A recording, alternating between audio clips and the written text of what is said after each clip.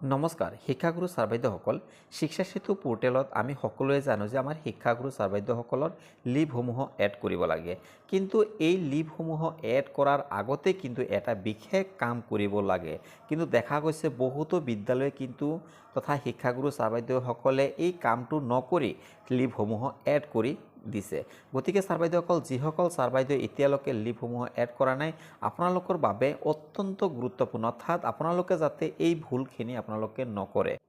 তাৰ প্ৰতি লক্ষ্য ৰাখি বিশেষকৈ এই ভিডিঅ'টো বনোৱা হৈছে যাতে আপোনালোকে এই ভুলখিনি নকৰে তো ছাৰ বাইদেউসকল এই ভিডিঅ'টোৰ যোগেদি মই সম্পূৰ্ণ কথাখিনি ক'বলৈ যত্ন কৰিম আশা কৰিছোঁ আপোনালোকে ভিডিঅ'টো সম্পূৰ্ণ শেষলৈকে চাব আৰু যদি আপোনালোকে চেনেলটোত নতুনকৈ আহিছে আপোনালোকে অনুগ্ৰহ কৰি চেনেলটো ছাবস্ক্ৰাইব কৰি ল'ব কিন্তু শিক্ষা বিভাগৰ লগত জড়িত যিকোনো ইনফৰমেশ্যনসমূহ এই চেনেলটোৰ যোগেদি দিবলৈ যত্ন কৰা হৈছে তেন্তে বলক আমি ভিডিঅ'ৰ মূল কথাখিনি জানি লওঁ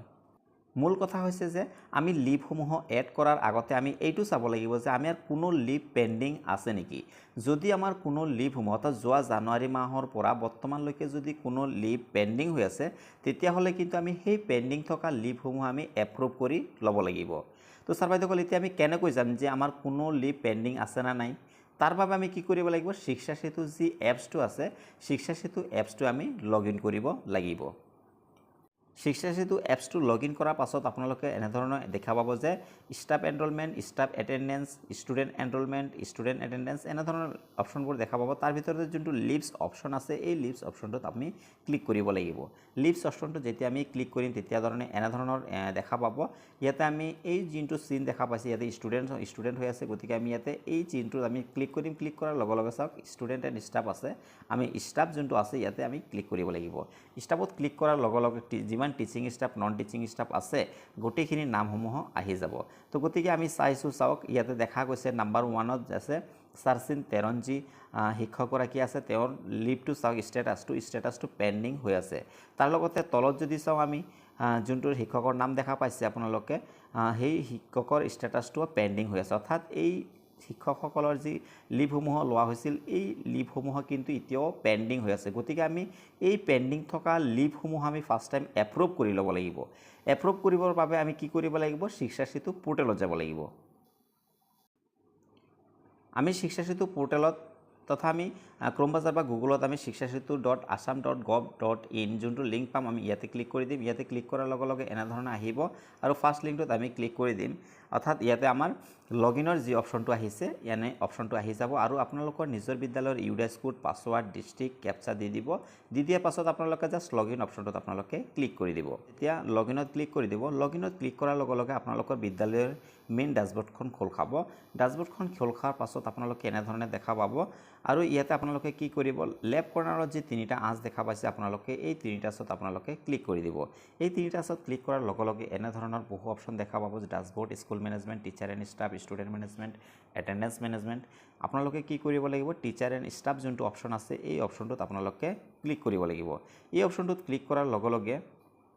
আপোনালোকে এনে বহু অপশ্যন দেখা পাব যে teacher and staff listing teacher and staff registration inactive teacher and staff listing এনেধৰণৰ বহু অপশ্যন দেখা পাব তাৰ ভিতৰতে কি কৰিব লাগিব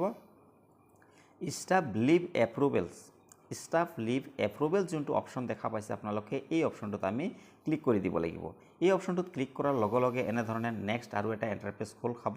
য'ত আপোনালোকৰ প্ৰতিজন মানে আপোনালোকৰ বিদ্যালয়ৰ যি শিক্ষকসকল আছে বা লিভসমূহ এপ্লাই কৰিছে সেই লিভসমূহ গোটেইখিনি এই ইয়াতে শ্ব' কৰি আছে দেখা পাইছে আপোনালোকে গোটেইখিনি ইয়াতে শ্ব' কৰি আছে এতিয়া আমি চাম যে এই শিক্ষকসকলৰ কোনটো লিভ এপ্ৰুভ কৰাৰ বাকী আছে বা আপোনালোকৰ এই পেজটোত মানে এপ্ৰুভ কৰিলে এপ্ৰুভ হ'লে এপ্ৰুভবিলাকো থাকিব ৰিজেক্টবিলাকো থাকিব প্লাছ এপ্ৰুভ কৰিবলৈ যদি বাকী আছে সেইবিলাকো থাকিব গোটেইখিনি মানে ইয়াতে শ্ব' কৰিব গতিকে আমি যিসকল শিক্ষকৰ এতিয়া আমি দেখা পাইছোঁ যে ৰাইটলৈ গুচি যাব লাগিব আমি ৰাইটলৈ গুচি অহাৰ পাছত চাওক ইয়াতে বৰ্তমান আমি চাওক ইয়াতে আপোনালোকে নিশ্চয় দেখা পাইছে ষ্টেটাছসমূহ লিভ যোনটো পেণ্ডিং লিভছসমূহ আছে ইয়াৰ আমি এটেচমেণ্টটো অৰ্থাৎ কি ডকুমেণ্টছ দিছে বা আমি এইবিলাক গোটেইখিনি চাব পাৰিম বা আমি এটেচমেণ্ট বা কি এপ্লিকেশ্যন দিছিল এপ্ৰুভ হৈছে নে নাই আমি চাব পাৰিম চোৱাৰ পাছত আমি কি কৰিব লাগিব ইয়াতে আপোনালোকে নিশ্চয় দেখা পাইছে যে এইটো ষ্টেটাছটো পেণ্ডিং হৈ আছে। তো আপোনালোকে লাষ্ট ৰাইট কৰ্নাৰত দেখা পাইছে একশ্যন ওপৰত আৰু তলতে চাওক আপোনালোকে এপ্ৰুভড এণ্ড ৰিজেক্ট দুটা অপশ্যন আছে, অৰ্থাৎ এপ্ৰুভ আৰু ৰিজেক্ট আছে। গতিকে আমি এতিয়া কি কৰিব লাগিব, যিহেতু এইটো একচুৱেল হয়, তো আপোনালোকে কি কৰিব, আপোনালোকে এইসমূহ এপ্ৰুভ, যদি আপোনালোকৰ এইটো প্ৰযোজ্য হৈছে বা একমানলৈকে লিগেলি আপোনালোকে এইটো এপ্লাই হৈছে, তেতিয়াহ'লে আপোনালোকে কি কৰিব, এপ্ৰুভত আপোনালোকে ক্লিক কৰি দিব। এপ্ৰুভত ক্লিক কৰাৰ লগে লগে এনে এটা অপশ্যন আহিব যে ৰিজন, কিহৰ কাৰণে তেওঁ ছুটি লৈছে বা তেওঁ কিহৰ কাৰণে এই লিভটো লৈছিল, আৰু তেওঁ লৈছিল কি পাৰ্চনেল ৱৰ্ক বুলি লিখিছে, ইয়াতে পাৰপজটো ইয়াতে দিছে যে পাৰ্চনেল ৱৰ্ক বুলি লিখিছে। তো আপোনাৰ এইটো পাৰ্চনেল ৱৰ্ক বুলি আপুনি লিখিব, অৰ্থাৎ ৰিজনটো আপুনি দি দিব। ৰিজনটো দিয়াৰ পাছত জাষ্ট ছাবমিট অপশ্যনটোত আপুনি ক্লিক কৰি দিব লাগিব। ছাবমিটত ক্লিক কৰাৰ লগে লগে এই আপোনাৰ যি ষ্টেটাছ হৈ আছে এই ষ্টেটাছটো ছাকচেছ হৈ যাব। তো ছাৰ বাইদেউসকল আপোনালোকে এনেধৰণে বাকীসমূহ যি লিভসমূহ পেণ্ডিং হৈছে আপোনালোকে এনেধৰণে আপোনালোকে এপ্ৰুভ কৰি ল'ব পাৰিব। তাৰ পাছতে আপোনালোকে লিভ এড প্ৰচেছটোত আপোনালোকে যাব আৰু লিভ এড প্ৰচেছত গৈ আপোনালোকে লিভসমূহ এড কৰিব। অৰ্থাৎ এই লিভটো যদি আপোনালোকে এড নকৰে তেতিয়াহ'লে কিন্তু আগতে যি লিভ যদি লোৱা হোৱা নাই তেতিয়াহ'লে জিৰোহে থাকিব, তাতে জিৰো থাকিব। যদি এটা লোৱা আগত হৈছিল সেইটো থাকিব, কিন্তু এইটো পেণ্ডিং, অৰ্থাৎ এই